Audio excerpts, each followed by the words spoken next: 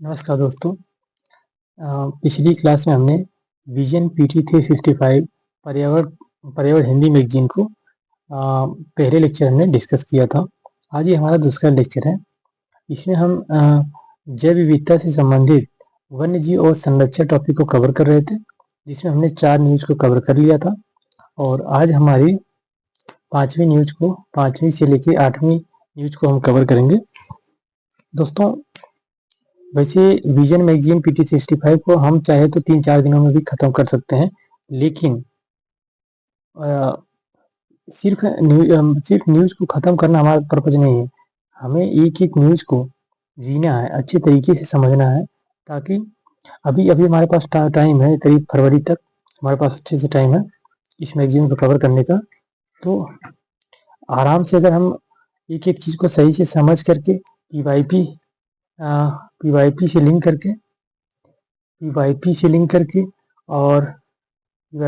करके और उसके बाद इस पे एमसीक्यू को सॉल्व करते हुए अगर हम करेंगे तो हमारे दिमाग में अच्छी सी चीजें बैठ जाएंगी। और फिर बाद में लास्ट में जब अप्रैल मई के आसपास हम जब इसे ये पूरा कंप्लीट हो जाएगा, तब हम क्विक रिवीजन के लिए 2-3 घंटे के अंदर में पूरी मैगजीन को कवर करने का प्रयास करेंगे।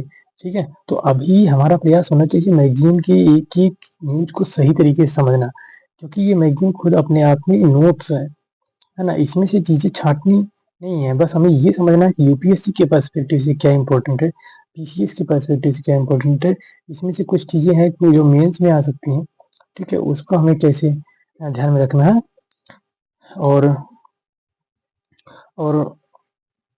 हमारी कोशिश ये रहेगी कि हम एक जिस न्यूज को पकड़ें उस पे पीवाईपी को भी देखें और उस पे एमसीक्यू क्या बन सकते हैं यूपीएससी में। ये सारी चीजों को ध्यान में रखते हुए आगे हम डिस्कशन करेंगे। तो आइए चलिए शुरुआत करते हैं हम आज की न्यूज पर। दोस्तों, आज की जो न्यूज जो हम कवर करने वाले हैं वो है वन्य जीव पर्यावासों के एकीकृत विकास के लिए केंद्र प्रायोजित योजना CCCSSIDWH। दूसरा जो न्यूज है वो प्रोजेक्ट चीता है। तीसरा टाइगर रिजर्व है। और चौथा जो न्यूज है इंटरनेशनल बिग कैट अलायंस। ठीक है, तो चलिए स्टार्ट करें। और देखिए दोस्तों, हमने पूरी देखिए इस आज जो भी टॉपिक हम कवर करेंगे उसके बाद लास्ट में हम एमसीक्यू भी उस पर सॉल्व करेंगे, ताकि हमारी जो भी हमने पढ़ा है उसको कितनी ध्यान से हमने देखा है और कितनी अच्छी से हमने समझा है, ये चीजें टेस्ट हो सके हमारी। ठीक है दोस्तों, तो चलिए स्टार्ट करते हैं आज की पहली न्यूज से। तो पहली न्यूज क्या है? पहली न्यूज है वन्य जीव पर्यावासों के एकीकृत विकास के लिए केंद्र प्रायोजित योजना। ठीक है, वन्य जीव पर्यावास के एकीकृत विकास के लिए केंद्र प्रायोजित योजना।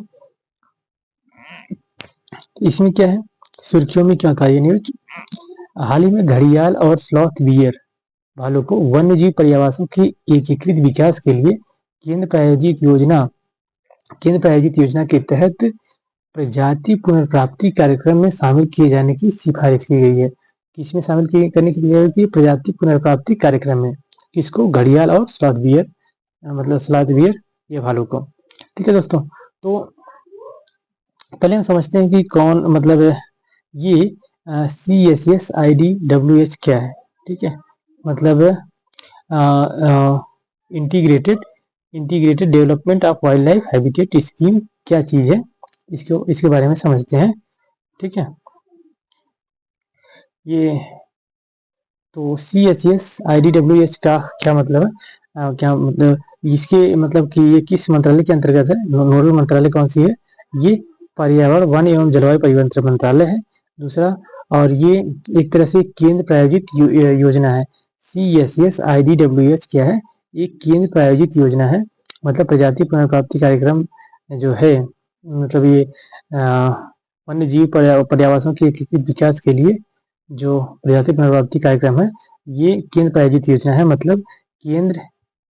केंद्र राज्य मिल करके इस पे काम करेंगे। ठीक है, केंद्र पैसा देगा, फंड देगा, और राज्य इसको राज्य इसको जमीनी स्तर पर लागू करेंगे, ऐसे होती हैं। तो उद्देश्य क्या है इसका? वन्यजीव संरक्षण और संवर्धन गतिविधियों का संचालन करना। ठीक है। और वित्तीय सहायता किसको प्रदान की जाती है? राज्य सरकारों को प्रदान की जाती है वित्तीय सहायता। और उसके बाद इसमें इसके अंतर्गत जो मतलब राज्य सरकारें किस पे काम करती हैं? संरक्षित क्षेत्रों को, जैसे राष्ट्रीय उद्यान, वन्यजीव अभयारण्य, संरक्षित रिजर्व और सामुदायिक रिजर्व को समर्थन प्रदान करना, संरक्षित क्षेत्रों के बाहर वन्यजीवों का संरक्षण करना। देखिए, ध्यान रखने वाली बात है कि ये संरक्षित क्षेत्रों को समर्थन प्रदान करती है ये स्कीम, और संरक्षित क्षेत्रों के बाहर के जो वन्यजीव हैं, जरूरी नहीं कि सिर्फ संरक्षित क्षेत्र के जीव को ही कवर करती है ये। जो संरक्षित क्षेत्र से प्रोटेक्टेड एरियाज के बाहर के जीव हैं उनको भी ये कवर करती है, संरक्षण प्रदान करती है। और ये गंभीर रूप से संकटग्रस्त क्रिटिकली एंडेंजर्ड प्रजातियों और उनके पर्यावासियों को बचाने के लिए पुनर्प्राप्ति कार्यक्रम को संचालित करना इसका मेन पर्पज होता है। अब तक जो कार्यक्रम चालू किए गए हैं, इसके अंतर्गत हिमतेंदुआ, एशियाई शेर और ग्रेट इंडियन बस्टर्ड आदि सहित कुल 22 प्रजातियों की पहचान की गई है। ठीक है। तो अब हमें देखिए, यूपीएससी इस पे क्वेश्चंस क्या बना सकती है, किस टॉपिक पे? पहली तो सिर्फ ये हमें हम पूछ सकता है कि प्रजाति पुनर्प्राप्ति कार्यक्रम के बारे में कथन कुछ स्टेटमेंट दिए जा सकते हैं। ठीक है। ये कौन मंत्रालय, किसी मंत्रालय के अंतर्गत आता है, और फिर इसकी ये कौन सी स्कीम है, मतलब केंद्र प्रायोजित योजना है या सेंट्रल स्कीम है, मतलब केंद्रीय स्कीम है ना? तो ये कौन सी स्कीम है? केंद्र प्रायोजित योजना है। ठीक है, ध्यान रखिएगा। और इसको हम सिर्फ संरक्षित क्षेत्रों के जीवों की ही नहीं, बल्कि जो बाहर के जीव हैं उनको भी संरक्षण करने के लिए समर्थन प्रदान करते हैं। ठीक है, इसके अंतर्गत। और कुल मिलाकर के 22 प्रजातियों को पहचान की गई इसमें। और जो न्यूज है वो किस पे है अभी? वो है न्यूज घड़ियाल और स्लॉथ बियर के बारे में। तो हम देख लेते हैं कि घड़ियाल और स्लॉथ बियर के बारे में थोड़ा। तो पहले देखते हैं घड़ियाल के बारे में। तो घड़ियाल के बारे में क्या तथ्य है? घड़ियाल जिसे गेवियल भी कहा जाता है, मतलब घड़ियाल को हम क्या कहते हैं? गेवियल भी कहा जाता है। ये एक प्रकार का एशियाई मगरमच्छ है। मतलब घड़ियाल मगरमच्छ का ही एक मतलब मगरमच्छ के अंतर्गत ही आता है, जो अपने लंबे थूथन के कारण अलग प्रकृति का होता है। मतलब देखिए, घड़ियाल और मगरमच्छ में क्या डिफरेंस है? घड़ियाल जो होता है, इसका जो थूथन होता है ना, लंबा होता है, जबकि मगरमच्छ जो होता है उसका थूथन नहीं होता है। ठीक है, वो छोटा थूथन होता है। ठीक है। और मगरमच्छ सरीसृपों का एक समूह है। मगरमच्छ क्या है? सरीसृपों का समूह है। जैसे यूपीएससी पूछ लेता है कि पिछली 2024 में पूछा, सिकाड़ा निम्न में से क्या है? एक पक्षी है, या कीट है, या सरीसृप है, या ऐसे पूछा था कौन सा जीव है? तो हमें ध्यान रखना है कि घड़ियाल किसके अंतर्गत आता है? सरीसृप जीव के अंतर्गत आता है। और ये जो मगरमच्छ के अंतर्गत कौन कौन सी चीजें शामिल होती है? मगरमच्छ और घड़ियाल और कैमन आदि ये मगरमच्छ के अंतर्गत आती हैं ये सभी। ठीक है। और देखिए, मगरमच्छ जो है आजकल, मगरमच्छ किसकी श्रेणी में? लिस्ट कंसर्न की श्रेणी में है। घड़ियाल क्रिटिकली इंडेंजर्ड में है। और कैमन के बारे में नहीं पता। तो और इन सब की जो साइट्स में फर्स्ट में है, और WPA में पहली सूची में इसको शामिल किया गया है। ठीक है। और घड़ियाल के बारे में और क्या बातें हैं कि घड़ियाल जो है कि घड़ियाल पानी से दूर तभी जाता है जब वो बास्किंग और बिल्डिंग नीड्स अंदर मॉइस्ट सैंडी डेजर्ट, मतलब जब वो क्या नाम है, नेस्ट बनाता, घोंसला बनाने के लिए जब बाहर जाता है तभी जाके वो पानी से दूर होता है। बाकी वो पानी में रहता है, और खुद को धूप सेकने के लिए बाहर जाता है। मादाएं बसंत ऋतु में घोंसला खोदने के लिए एकत्रित होती हैं, और 20 से 95 अंडे देती हैं, जो कि फिर इधर जो कि मानसून शुरू होने से पहले बच्चे उसमें आ जाते हैं। ठीक है। और इसके मतलब घड़ियाल के संरक्षण के लिए कौन कौन से प्रयास किए गए हैं?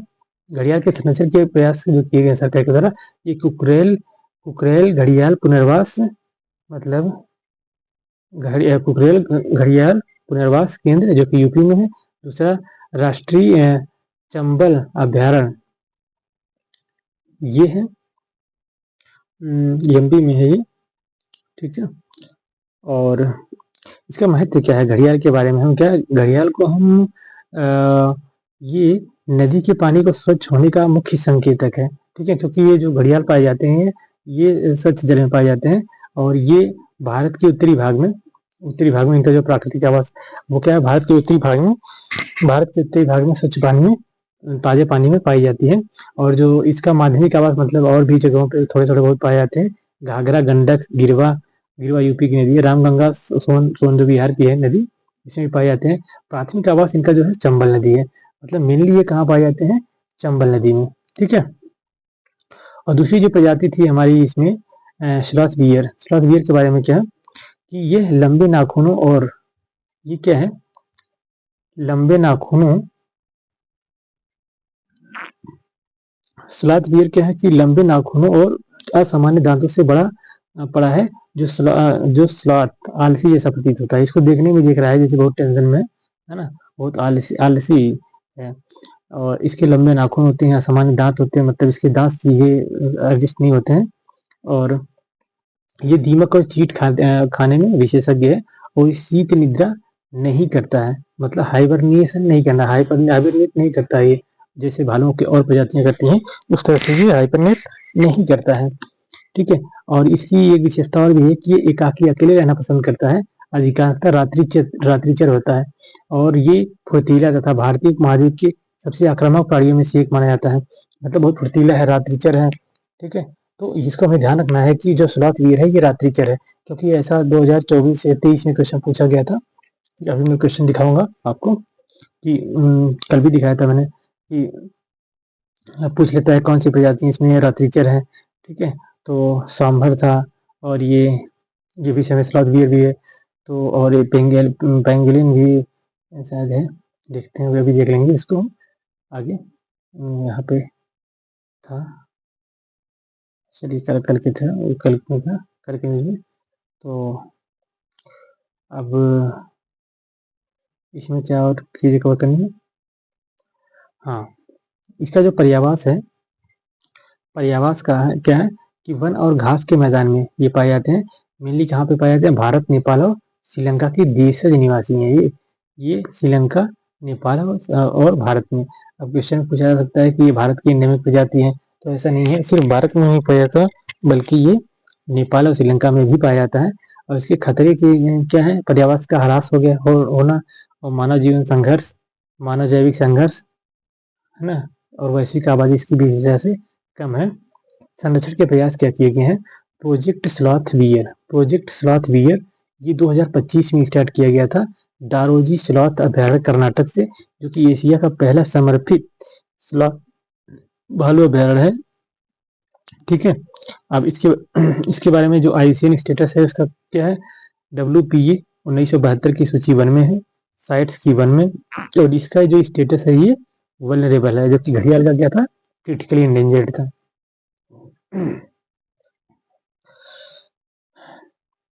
अब देखिए, अभी हम इसके ऑब्जेक्टिव क्वेश्चन भी सॉल्व करेंगे। पहले हम जो आज के टॉपिक है उसको कवर कर लेते हैं, फिर एक एक करके हम ऑब्जेक्टिव MCQ सॉल्व करेंगे लास्ट में, ठीक है। नेक्स्ट जो न्यूज है वो प्रोजेक्ट चीता पे आधारित है।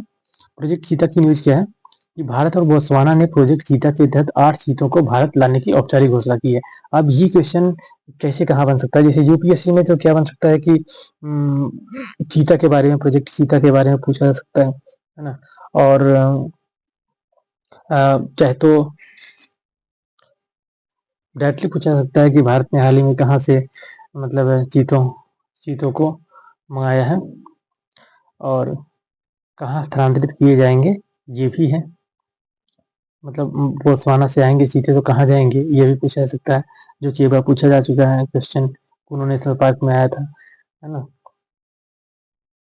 तो यूपीएससी में क्वेश्चन आ चुका है और इस बार जो चर्चा में है वो क्या है कि भारत इस बार बोत्सवाना से 8 चीते मंगा रहा है, ठीक है। ये दोनों आपस में समझौता कर चुके हैं। तो यूपीपीसीएस से पूछा जा सकता है कि कहाँ से हाल ही में चीते मंगाए गए हैं, तो बोत्सवाना से कितने चीते मंगाए गए हैं, 8 चीते। और अब देखिए ध्यान देने वाली बात है कि बोत्सवाना है कहाँ पे, बोत्सवाना जो है बोत्सवाना, यहाँ पे देखिए मैप में ये बोत्सवाना है, अफ्रीका का मैप है। अफ्रीका के मैप में ये देखिए इधर नामीबिया, इधर ये ये बोत्सवाना है अफ्रीका का, ठीक है। बोत्सवाना इसकी राजधानी गैबन होती है, और उसके बगल में जो कंट्री है वो मोजाम्बिक है, और नीचे साउथ अफ्रीका है, और इधर नामीबिया है, ठीक है। जो चीता पाए जाते हैं, जो अफ्रीकन चीता, वो इन्हीं 3 कंट्रीज में पाए जाते हैं, मेनली नामीबिया, बोत्सवाना और साउथ अफ्रीका में, ठीक है। इन्हीं में ज़्यादा पाए जाते हैं। तो एक बात ये है कि बोत्सवाना जो है, बोत्सवाना से मकर रेखा होके गुजरती है, ठीक है। ऊपर जो कंट्री था वो जिम्बाब्वे था उसके। अब देखिए आगे क्या न्यूज है। प्रोजेक्ट चीता के बारे में क्या लिखा गया है। प्रोजेक्ट चीता जो है ये 2022 में इसकी शुरुआत की गई थी, ऐतिहासिक 15 साल पहले। और उद्देश्य क्या था, 1940 के दशक के अंत, 1950 के दशक की शुरुआत में विलुप्त हो चुके चीतों को भारत में फिर से बसाना था, क्योंकि 1952 में घोषित रूप से भारत में चीते खत्म हो चुके थे। यह प्रोजेक्ट टाइगर के अंदर संचालित होता है, ठीक है। प्रोजेक्ट टाइगर के अंतर्गत संचालित, जिसे 2023-24 में प्रोजेक्ट टाइगर एंड एलिफेंट नाम दिया गया है। जो प्रोजेक्ट चीता था इसका नाम बदल करके अब क्या कर दिया गया है, प्रोजेक्ट टाइगर एंड एलिफेंट नाम दिया गया है 2023-24 से। और कुनो राष्ट्रीय उद्यान में 30 चीतों, दिसंबर 2025 तक की आबादी मौजूद है। अभी तक क्या है, क्योंकि नामीबिया से भी पिछली बार आया था, तो अब कुल मिलाकर के 30 चीते अभी वहाँ पे हैं, कुनो नेशनल पार्क, जो कि मध्य प्रदेश में है, कुनो नेशनल पार्क, ठीक है। और कार्यान्वयन एजेंसी क्या है इसका, एनटीसीए है, राष्ट्रीय बाघ संरक्षण प्राधिकरण। एनटीसीए किसके अंतर्गत आती है, ये केंद्रीय पर्यावरण, वन और जलवायु परिवर्तन मंत्रालय के अधीन एक सांविधिक निकाय है। कैसा निकाय है, एक सांविधिक निकाय है एनटीसीए। किसके अंतर्गत आती है, पर्यावरण, वन और जलवायु परिवर्तन मंत्रालय के अंतर्गत। इसका गठन कब किया गया था, इसका गठन 2006 में, इसका गठन 2006 में संशोधित वन्य संरक्षण अधिनियम 1972 के प्रावधानों के तहत किया गया था। तो पूछा जा सकता है कि एनटीसीए के संबंध में कौन से कथन सही है। तो एनटीसीए क्या है, केंद्रीय पर्यावरण, वन और जलवायु परिवर्तन मंत्रालय के अधीन एक सांविधिक निकाय, ध्यान रखना है, एक सांविधिक निकाय है, जो कि 2006 में संशोधित किसके तहत बनाया गया था, इसको WPA 1972 के प्रावधानों के तहत बनाया गया था, ठीक है। इसको तकनीकी सहायता किसके द्वारा दी जाती है, भारतीय वन्यजीव संस्थान WII के द्वारा इसको तकनीकी सहायता दी जाती है। प्रोजेक्ट चीता जो है संचालन समिति, इसका गठन 2023 में एनटीसीए ने किया था, ठीक है। इसका कार्य क्या है, प्रोजेक्ट के कार्यान्वयन की निगरानी व मूल्यांकन करना और परामर्श देना है। मुख्य उद्देश्य क्या है कि सुरक्षित पर्यावासों में चीतों की प्रजननशील समष्टि का बसाना, और खासतौर पर उन क्षेत्रों में जहाँ से ऐतिहासिक रूप से पाए जाते हैं, और जहाँ जहाँ ये ऐतिहासिक रूप से पाए जाते थे, मतलब पहले चीते जहाँ पाए जाते थे वहाँ पे अब चीतों को फिर से बसाना है, उनका फिर से पुनरुद्धार करना है, ठीक है। और चीते जो मेनली कहाँ पे पाए जाते हैं, किस तरह के इनको एनवायरनमेंट पसंद है, वो अधिकतर उनको क्या है कि सवाना घास का मैदान हो, खुला मैदान हो, क्योंकि ये मतलब इनकी ये बहुत तेज तेज गति से दौड़ते हैं, तो इसलिए इनको ऐसे मतलब ज़्यादा पेड़ नहीं चाहिए, घास का मैदान हो, खुला मैदान हो, इसमें ज़्यादा रहना पसंद करते हैं। तो खुले वन और सवाना घास भूमि को पुनर्बहाल करते हुए चीते को एक फ्लैगशिप और अम्ब्रेला प्रजाति के रूप में उपयोग करना इसका मेन मकसद है। प्रोजेक्ट चीता का इको डेवलपमेंट और इको टूरिज्म के लिए उपयोग करना, ताकि स्थानीय समुदायों के लिए आजीविका के अवसर बढ़ाए जाए। मतलब प्रोजेक्ट चीता का इको डेवलपमेंट और इको टूरिज्म के लिए उपयोग करना इसका मकसद है। अब देखिए चीता की जो प्रजातियां हैं एशिया में और अफ्रीका में, उनमें क्या अंतर है। जो एशियाई चीता है वो WPA में 1972 की सूची वन में है, परिशिष्ट वन में है, और क्रिटिकली इंडेंजर्ड है। जो भारत में क्योंकि खत्म हो चुके हैं तो भाई क्रिटिकली इंडेंजर्ड रहेंगे, जबकि अफ्रीका में जो है वल्नरेबल की कैटेगरी में अभी है, और साइट्स वन में है शामिल, ठीक है। विशेषताएं क्या है, विश्व का सबसे तेज स्तनपायी है, मतलब बहुत तीव्र गति से दौड़ता है, और भारत में विलुप्त होने वाला एकमात्र बड़ा मांसाहारी 1952 में भारत में विलुप्त हो चुका है, 1952 से, ठीक है। अन्य बड़ी बिल्लियों जैसे शेर, बाघ, तेतुआ, जगुआर के विपरीत क्या है, चीता दहाड़ता नहीं है। ये दहाड़ता नहीं है, 2024 यूपीएससी में आया हुआ क्वेश्चन था, ठीक है। अब देखिए एशियाई चीता केवल क्या है, अब देखिए एशियाई चीता के बारे में क्या है कि ये अभी वर्तमान में जो है केवल पूर्वी ईरान किस किस क्षेत्रों में पाए जाते हैं? ये बड़ा इंपॉर्टेंट क्वेश्चन है, बनाया जा सकता है क्वेश्चन में। भारत इसी आधिकारिक रूप से 1952 में विलुप्त घोषित किया जा चुका है। अफ्रीकी चीता है पूरे अफ्रीका में घास के मैदानों में, झाड़ीदार क्षेत्रों और खुले वनों में पाए जाते हैं। और विशेष रूप से कहाँ पे? बोत्सवाना, नामीबिया और दक्षिण अफ्रीका में पाए जाते हैं। नामीबिया में चीतों की जो सबसे बड़ी आबादी पाई जाती है, इसलिए नामीबिया से ही पिछली बार आए थे भारत में। ठीक है। और गांधी सागर वन्यजीव अभयारण्य के बारे में क्या चीजें हैं? अवस्थिति, ये न्यूज में क्यों है? अवस्थिति ये भी मतलब गांधी सागर वन्यजीव अभयारण्य, ये भी न्यूज में है। पूर्वी मध्य प्रदेश में अवस्थित है, पूर्वी मध्य प्रदेश में अवस्थित है। इस क्षेत्र को निवार्ड क्षेत्र के नाम से जाना जाता है।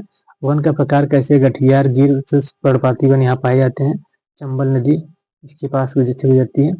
ठीक है। और फिर उसके बाद गांधी सागर बांध के ब्रैकिश वाटर से घिरा हुआ है। और सलई, करघई, धावड़ा, तेंदु, पलाश यहाँ पे वृक्ष हैं। वन्यजीव जंगली कुत्ते, ढोल और चिंकारा, तेंदुआ, उदबिलाव और मगरमच्छ हैं। ऐतिहासिक महत्व क्या है? विश्व प्रसिद्ध चतुर्भुज नाला रॉक शेल्टर शिलाश्रय का हिस्सा है ये। ठीक है। तो अभी हम इस पे जो टाइगर रिजर्व पे आए थे क्वेश्चन उसको देखेंगे लास्ट में। नेक्स्ट जो टॉपिक है वो क्या है? टाइगर रिजर्व के बारे में। सर्वोच्च न्यायालय ने देखिए, सर्वोच्च न्यायालय ने पर्यावास निम्नीकरण, अनियंत्रित पर्यावरण और पर्यटन और कॉरिडोर विखंडन के कारण बढ़ते मानव वन्यजीव संघर्षों की समस्या से निपटने के लिए टाइगर रिजर्व के संरक्षण हेतु निर्देश जारी किया है। देखिए, जब भी सुप्रीम कोर्ट कभी निर्देश जारी करती है तो क्वेश्चन कई बार यूपीएससी में आए हुए हैं। ठीक है। बहुत ये इंपॉर्टेंट क्वेश्चन हो सकता है यूपीएससी के लिए।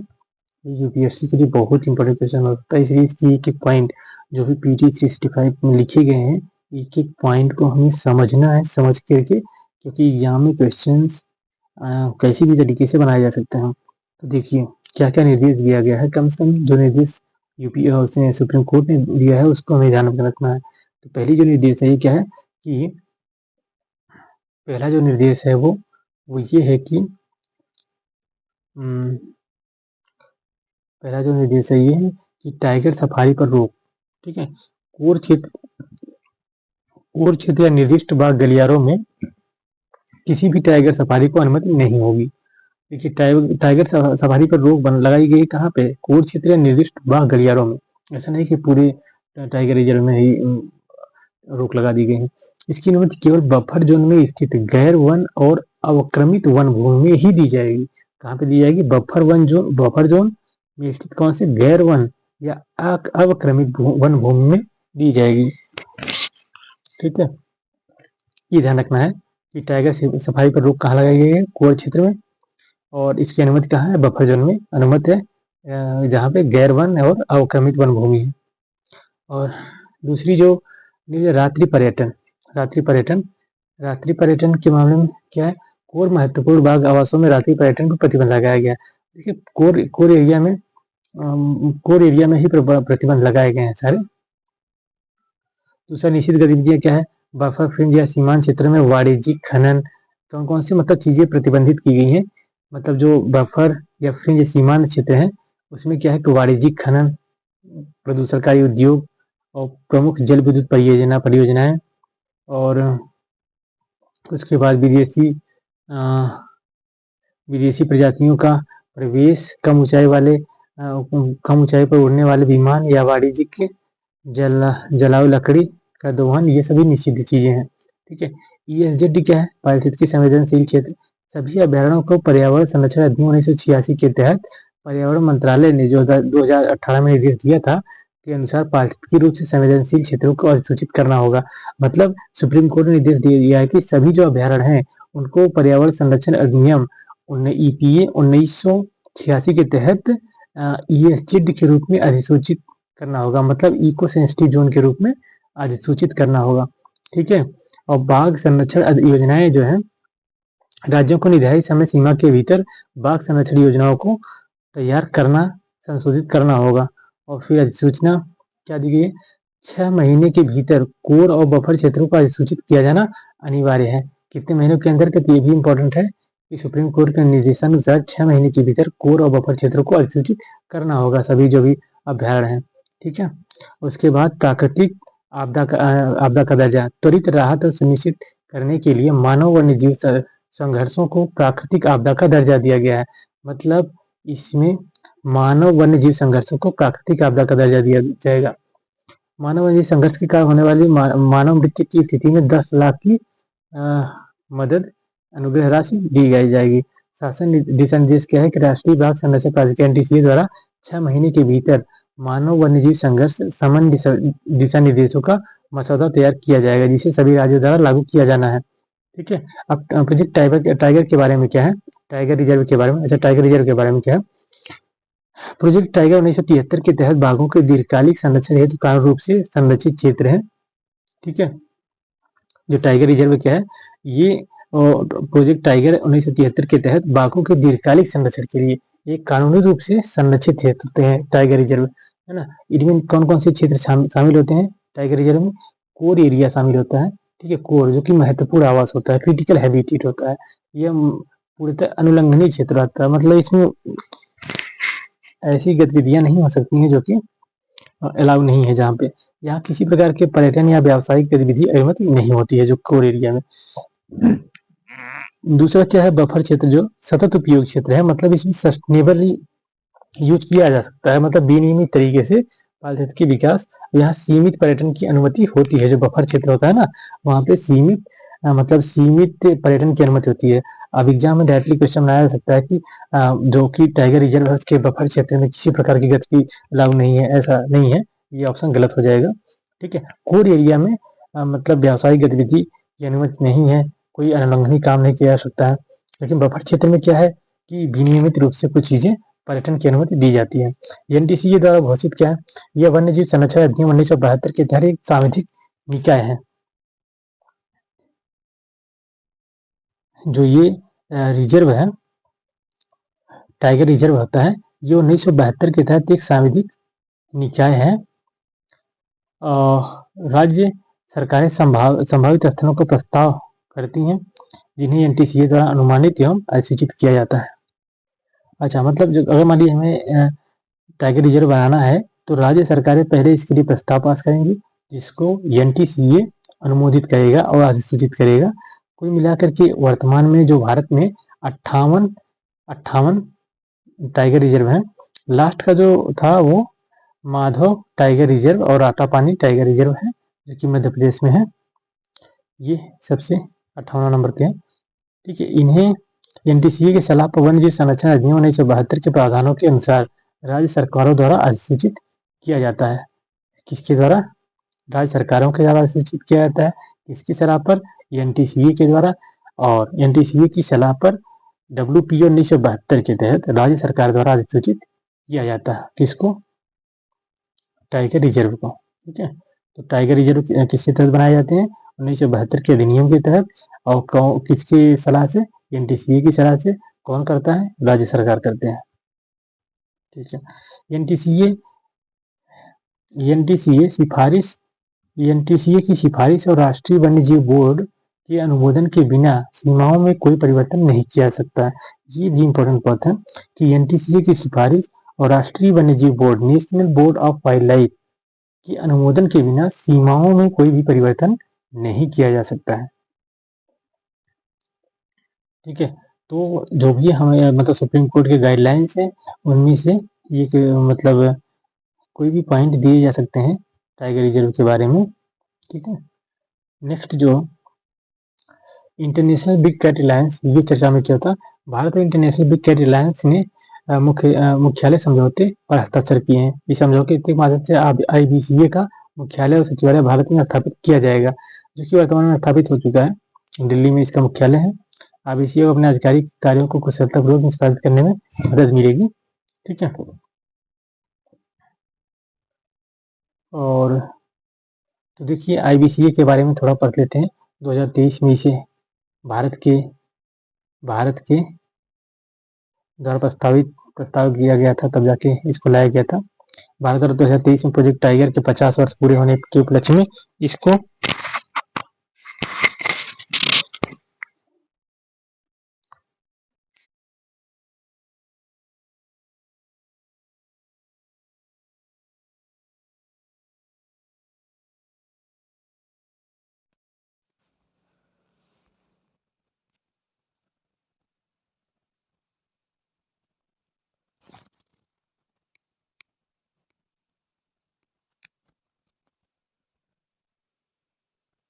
देखिए क्या है, भारत द्वारा 2023 में प्रोजेक्ट टाइगर के 50 वर्ष पूरा होने के उपलक्ष्य में इसको प्रारंभ किया गया था। इसका उद्देश्य ये एक प्रकार का संधि आधारित अंतर सरकारी संगठन एवं विधिक इकाई है। इसका उद्देश्य क्या है, 7 बिल्लियों, बिग कैट अर्थात बाघ, शेर, तेंदुआ और हिम तेंदुआ, चीता, जगुआर और नील थेटन, जो कि मतलब जगुआर, नील थेटन है, प्यूमा ये संरक्षण करना है। इनमें प्यूमा और जगुआर को छोड़कर सभी भारत में पाए जाते हैं और वन्यजीव संरक्षण अधिनियम 1972 की सूची 1 के अंतर्गत अधिसूचित है। सदस्यता क्या है, कुल मिलाकर के 95 सदस्य इसके मतलब देश इसके सदस्य हैं। मतलब बहुएजेंसी गठबंधन है जिसमें बड़ी बिल्ली वाले मतलब बड़ी बिल्ली की आबादी वाले तथा उनके संरक्षण में रुचि लेने वाले देश भी शामिल हैं। इसमें ध्यान रखना है कि न सिर्फ बड़ी बिल्ली की प्रजातियों वाले देश ही हैं, बल्कि उनकी संरक्षण के लिए जो भी रुचि रखना चाहते हैं जो भी देश, वो भी इसमें शामिल हैं। तो इसमें कुल मिला के संस्थापक सदस्य कौन से हैं? 16 सदस्य हैं। आर्मेनिया, बांग्लादेश, भूटान, कंबोडिया, मिस्र, इथियोपिया, इक्वाडोर और भारत भी संस्थापक सदस्य हैं। Kenya, Malaysia, Mongolia, Nepal, Nigeria, Peru, Suriname एवं युगांडा। भारत की बजटीय सहायता कितना है? 150 करोड़ 5 वर्षों के लिए 2023-24 से लेकर के 28-29 तक भारत कितना सहायता करेगा? 150 करोड़। ये पीछे से पूछा सकता है कि भारत ने आईबीसीए में कितनी मदद की है 150 करोड़ रुपए के लिए, कब से? 23-24 से 28-29 तक। आईबीसीए सभा क्या है? सर्वोच्च निर्णयकारी निकाय है जो कम से कम 2 वर्ष में एक बार आयोजित की जाएगी। ये कितनी बार इसकी बैठक होगी? 2 वर्ष में एक बार आयोजित की जाएगी। नई दिल्ली इसकी प्रथम सभा आयोजित की गई थी 2025 में नई दिल्ली में, जो कि पर्यावरण वन मंत्री जो थे आईबीसीए के अध्यक्ष के रूप में अनुमोदित किए गए थे। ठीक है।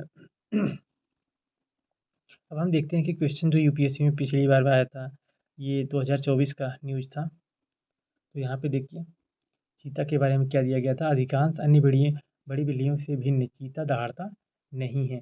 चीता दहाड़ता नहीं है, ये बात सही है। चीता दहाड़ता नहीं है।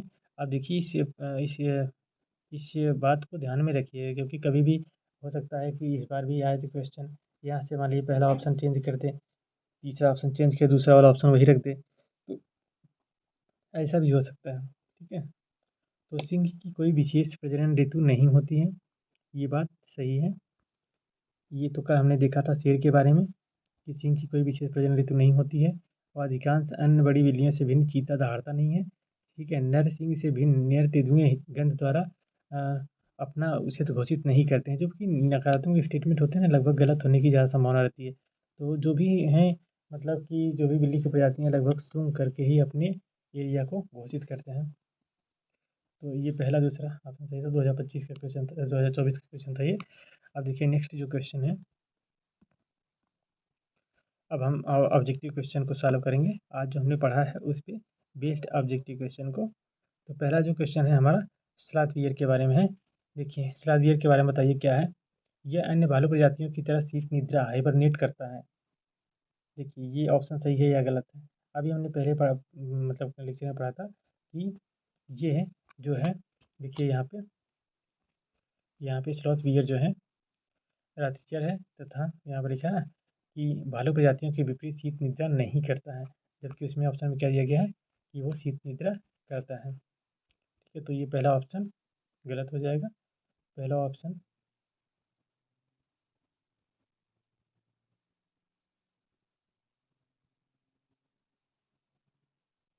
जो कि पहला ऑप्शन है,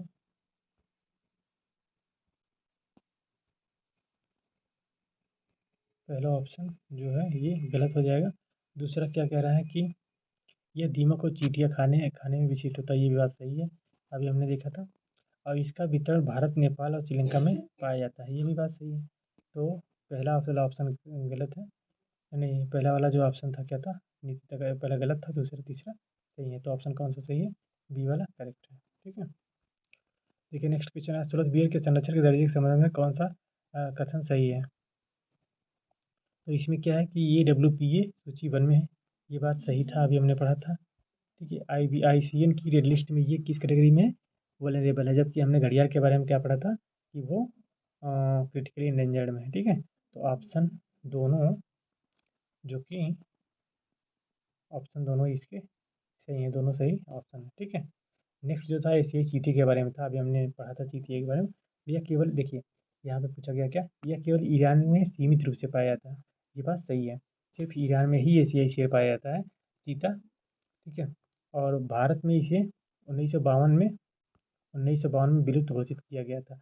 ये भी बात सही है। आईसीएन की लिस्ट में इसकी स्थिति एंडेंजर्ड है। एंडेंजर्ड नहीं है एशियाई चीते की, जो कि स्थिति क्रिटिकली एंडेंजर्ड है। ठीक है। तो पहला दूसरा ऑप्शन सही होगा, इसलिए जो कि पहला ऑप्शन करेक्ट होगा। ठीक है। में से चीते की सही विशेषता कौन सी है? देखिए क्या है, मतलब चीते के बारे में हमने जो पढ़ा था उससे देखिए क्या हम क्वेश्चन को कर लेते हैं। ये दहाड़ सकता है, दहाड़ सकता है, बात सही है गलत है? ये अभी हमने बोला था कि अन्य जो बिल्ली की प्रजातियां हैं उनकी अपेक्षा ये दहाड़ता नहीं है। ठीक है। यह भारत का सबसे बड़ा मांसाहारी है, ये भी बात गलत है। यह अन्य यह अन्य बड़ी बिल्लियों की तुलना में दहाड़ नहीं सकता। ठीक है, ये बात सही है। ये पहले और दूसरे ऑप्शन में तो केवल घने वनों में पाया जाता है, ऐसी बात नहीं है। वो क्या है, घास के मैदानों में पाया जाता है, इसलिए ऑप्शन गलत हो जाता है। तो कौन सा ऑप्शन सही है? करेक्ट ऑप्शन सी है। ठीक। इनके में से किन देशों को अफ्रीकी चीते की प्राकृतिक आवासीय श्रेणी सही माना जाता है? कौन के हैं? अभी हमने पढ़ा था बोत्सवाना, नामीबिया और दक्षिण अफ्रीका, ये तीनों कंट्रीज हैं। जबकि यहाँ पे केन्या केन्या में ज़्यादा नहीं पाए जाते हैं। ठीक है। तो पहला ऑप्शन कौन सा है? 1 2 3 सही है। सुप्रीम कोर्ट के द्वारा टाइगर रिजर्व से संबंधित दिशा निर्देशों में निम्नलिखित कथनों पर विचार कीजिए। सुप्रीम कोर्ट ने जो निर्देश दिए थे, अभी हमने पढ़ा था क्या था, कोर क्षेत्र में किसी भी प्रकार की टाइगर सफारी की अनुमति नहीं होगी। कोर क्षेत्र में किसी भी प्रकार की टाइगर सफारी की अनुमति नहीं होगी, ये बात सही है। और टाइगर सफारी केवल बफर जोन या अवक्रमित वन भूमि में ही अनुमन्य होंगे। ठीक है। ये ये बात जो है, ये बात सही है। तो जो कि मतलब अवक्रमित वन भूमि में ही अनुमन्य है। ठीक है। केवल बफर जोन या अवक्रमित भूमियों में अनुमन्य होंगे, कोर क्षेत्र में नहीं होगी। बाग गलियारों में पर्यटन को बढ़ावा दिया जाएगा, ये इसका कोई पर्पज नहीं है, मतलब ये नहीं कहा गया है बाग गलियारों को में पर्यटन को बढ़ावा दिया जाएगा, ऐसा नहीं है। तो पहले दूसरे ऑप्शन जो है ये सही है सुप्रीम कोर्ट की गाइडलाइन से। अब देखिए, टाइगर रिजर्व के बारे में निम्नलिखित तथ्यों को विचार कीजिए। क्या है कि प्रोजेक्ट टाइगर 1973 के अंतर्गत इसकी शुरुआत की गई थी। टाइगर रिजर्व टाइगर रिजर्व की शुरुआत, ये बात सही है। कोर क्षेत्र में किसी भी प्रकार के पर्यटन की गतिविधि नहीं होती है, ये भी बात सही है। बफर क्षेत्र को सतत उपयोग क्षेत्र भी कहा जाता है, ये बात सही है, क्योंकि उसको मतलब विनियमन के साथ उसमें पर्यटन किया जा सकता है। ठीक है। तो ये तीनों ऑप्शन सही है इसके। ठीक है। नेक्स्ट क्वेश्चन था क्या था कि आईबीसीए के बारे में कौन सा कथन सही है? 2023 में भारत द्वारा इसकी शुरुआत की गई थी, ये बात सही है। आईबीसीए एक अंतर सरकार आधारित अंतर संघ एक संधि आधारित अंतर सरकारी अंतर्राष्ट्रीय संगठन, ये भी बात सही है।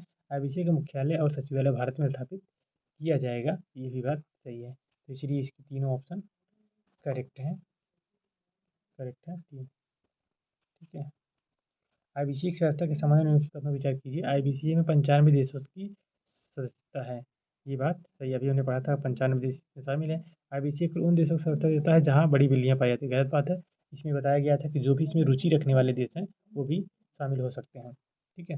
और फिर उसके बाद क्या बोला, आईबीसीए एक बहुदेशी बहु एजेंसी गठबंधन है, बहुदेशी बहुदेशी गठबंधन है, ये बात सही है। तो ये दूसरा गलत हो गया, तो पहला और तीसरा इसका सही ऑप्शन होगा। ठीक है। तो आज के लिए बस इतना ही। Thank you very much.